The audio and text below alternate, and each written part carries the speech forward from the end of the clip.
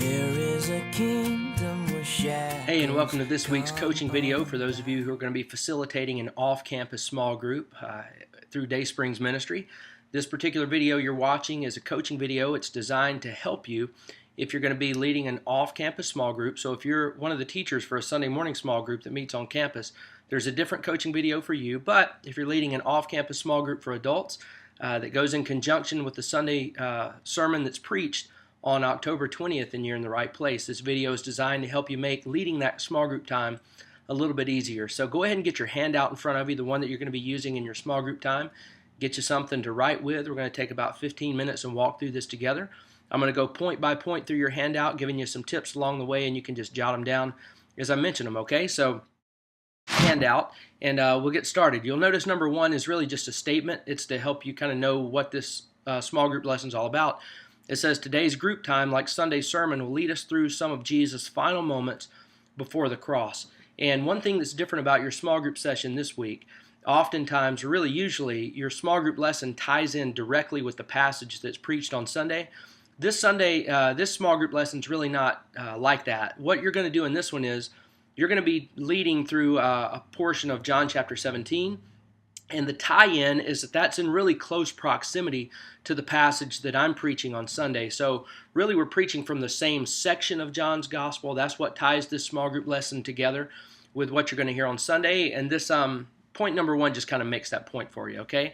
So look at point number two.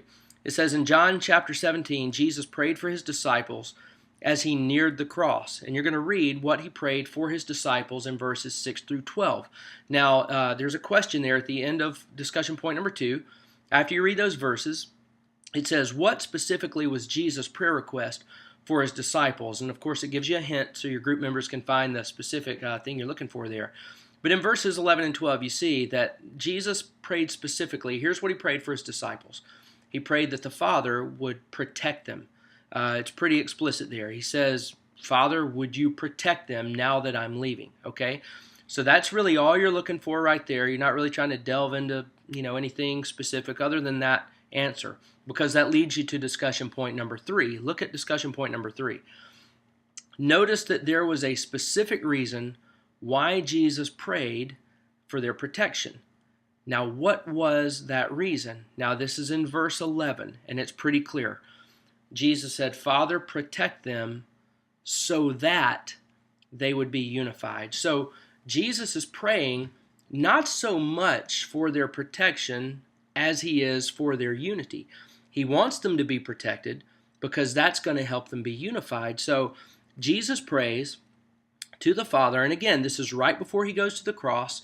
He's with his disciples. Judas has already gone his way.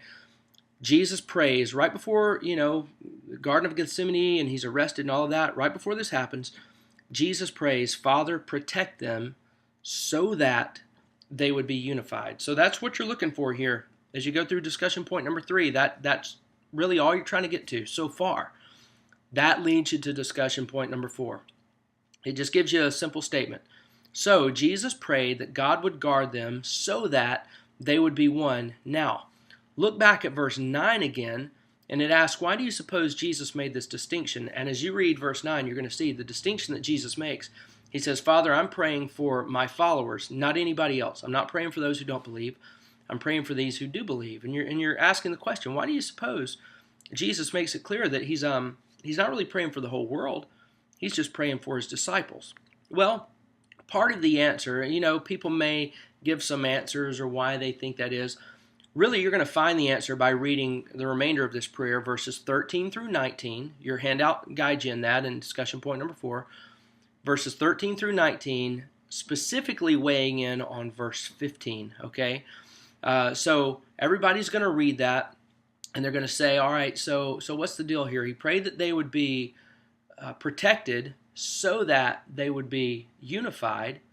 And then he says, but I'm not praying for everybody in general. I'm praying specifically for my disciples. So the question is, why does he only pray for his disciples? Well, as we read those verses 13 through 19, specifically looking at verse 15, we really see the answer is he's praying for his disciples because this is all about their witness to the world. That's what's going on here. Jesus is praying for his disciples that though they would be in the world, they wouldn't be of the world, like the world, because Jesus is praying that they will rescue people from the world system, from the darkness of the world. So Jesus says, I'm praying for them, Father, keep them guarded so that they will be one, so that they can be a witness to the world. And that leads you to discussion point number 5 right there. It basically makes that statement that I just made. Jesus prayed that the church would be guarded so that they would be one, so that they would be a witness to the lost. And this takes you to discussion point number 6. And this is really kind of the heart of your discussion time. Everything that you've read so far, you're just kind of reading and answering simple, short questions. This point here is where you're really going to start getting into some discussion stuff, okay? So look at number 6. It says the reality is that in any given church, any given city, there is but one church made up of multiple congregations. Now, I really want you to grab hold of that. In any given city, one church made up of multiple congregations. This is an error that we have in our thinking oftentimes in church life, okay? In fact, look at us. We all call ourselves a church. You got Dayspring Baptist Church, you got First Church, you got this church, you got that church, all within the same city, even within the same street. Look at how many quote-unquote churches there are right here on Cody Road, right? Well, the reality is we are not the church. We are a part of the church, okay? So Dayspring, we're really a congregation. Luke 4:18, they're a congregation. South Coast, they're a congregation. There are multiple congregations in the city. Collectively, we make up the church. And that's important for you to wrap your mind around. That's an important thing. So when Jesus is praying for unity within his church, well, we often kind of apply that within a congregation. Hey, we need to be unified as Dayspring. And while that is true, the greater prayer of Jesus is that we would be one with the collective body of Christ. So think about that. Look back at number 6 again. The reality is that in any given church, or I say it again, the reality is that in any given city, there is but one church made up of multiple congregations. And it would be worth your time just to discuss that statement in and of itself as a group.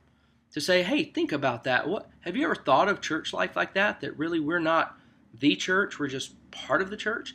That would be a great discussion for your group to have right there. All right? So I feel pretty strongly about that. And that's something you'll hear me talk about a good bit.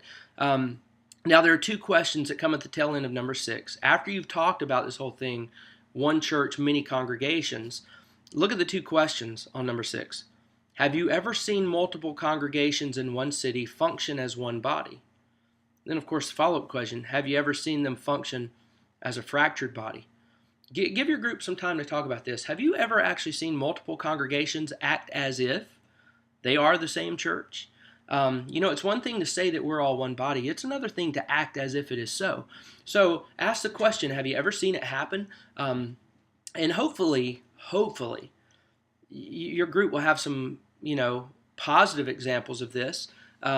Unfortunately, we're probably going to have many examples of the negative side of it. But, if you've never seen it yourself, there's some examples where it's happened right here at Dayspring. Think about it. Every Sunday night, there's a congregation that meets on Dayspring's campus. Every Sunday night, they meet in the shack. That's where they have their regular Sunday services. And the reason they meet on Sunday night is because they don't have a place to worship. They can't afford a place to worship, really. It's a smaller congregation. We have a space where they can use. So for 3 years, our church facility has been their church facility. We just share the facility with them. And why do we do that? Well, because we are them and they are us. Our success is their success, and their success is our success. And the same is true. Their failure is our failure.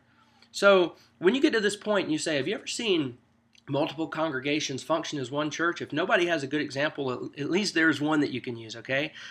Maybe you'll recall also recently, maybe a couple of months ago, when Cross River Church, you remember those guys? It's a different denomination of church altogether, but their building burned. They have nowhere to meet.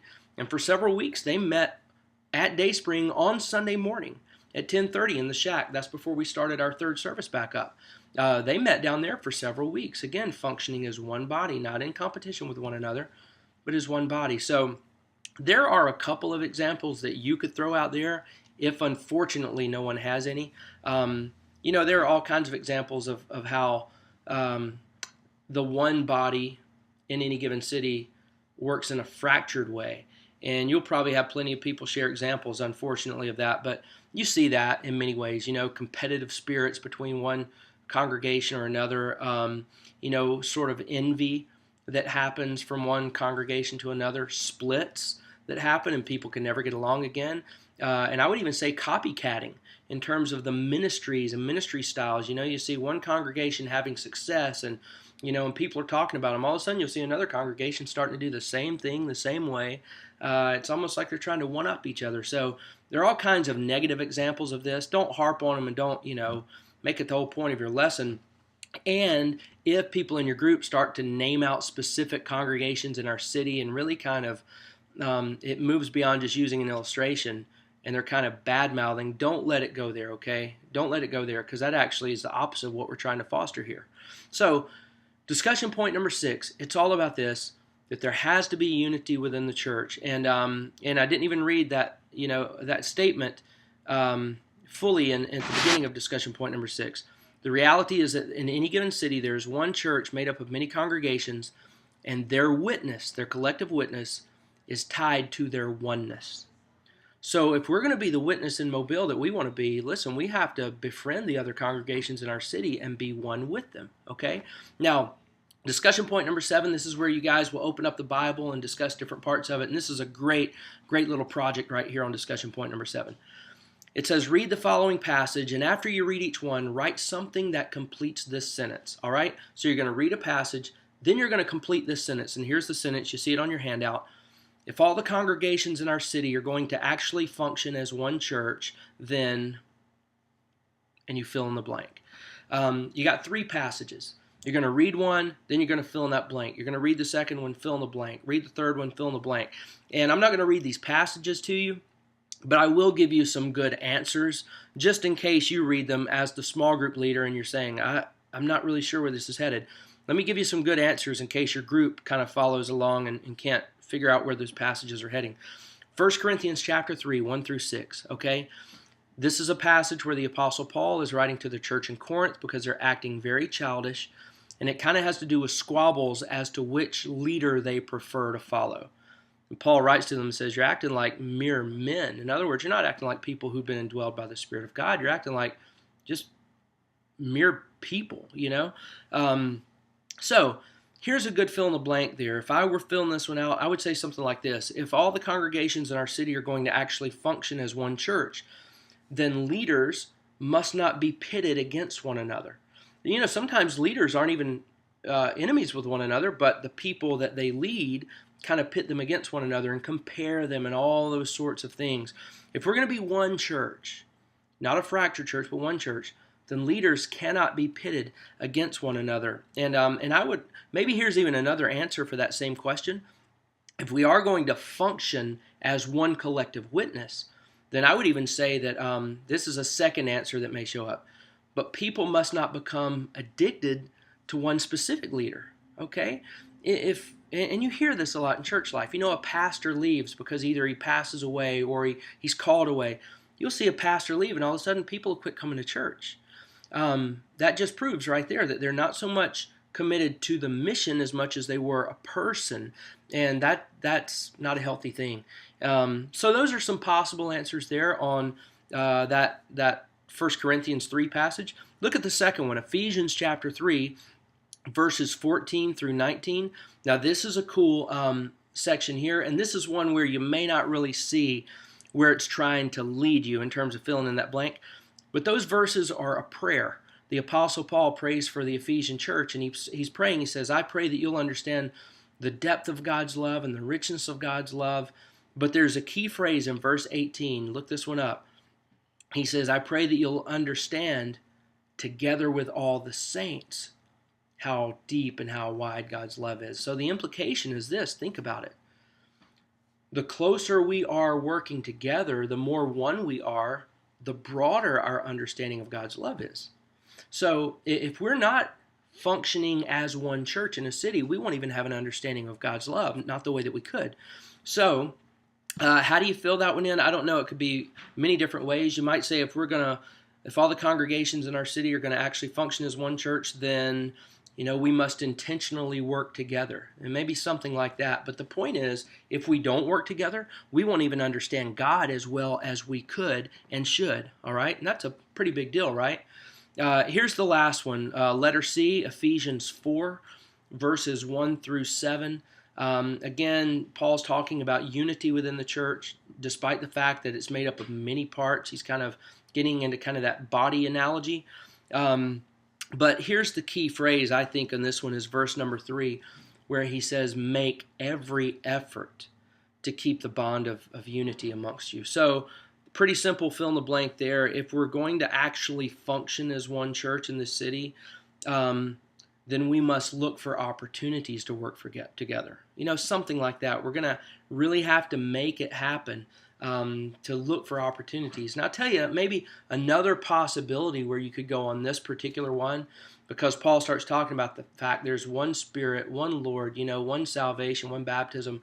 You may have someone point this out, and it's actually a good answer, that if we are going to function as one church, then it actually has to be the church. We can only be one with Orthodox Christianity. So someone may kind of take that angle with this particular fill in the blank. That's actually a good angle to take. That if we are going to be one church in the city, it has to actually be the church, because there are other groups of people and religious organizations who claim the name of Christianity. But it's not Orthodox Christianity. And unfortunately, what happens sometimes, we make the circle too narrow because it's a different denomination or a different brand of Christianity. It's Orthodox Christianity, but they do it differently than we do. So sometimes our circle of unity is way too small, but on the flip side, some make it too wide. And some will bring in just anybody that says they like Jesus, and that's not always the case. So there are different ways that you can go with that letter C there, but the whole point is this. Here's the whole point of this lesson. Before Jesus goes to the cross, he prays that his followers would be guarded so that they could be unified, so that they could be the kind of witnesses that they ought to be. So what your group is discussing is this. How can we, as a group of people, as a group of Christians who makes up one congregation, one part of the church in the city, how can we foster unity and oneness within the city? So that's kind of where you're going with this lesson. It should make for some great discussion. I'm glad you tuned in and listened. I hope this really helps you in your small group time. God bless you.